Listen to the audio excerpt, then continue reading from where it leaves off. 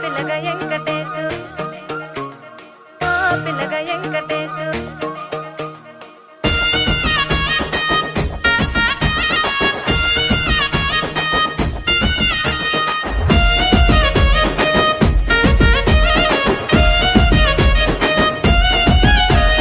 సితిరాల మనసు నాది చిన్నగా పోతుంటావో చూడక పోతుంటావో ఇంట్లో చిన్నదాన్ని నేను సితిరాల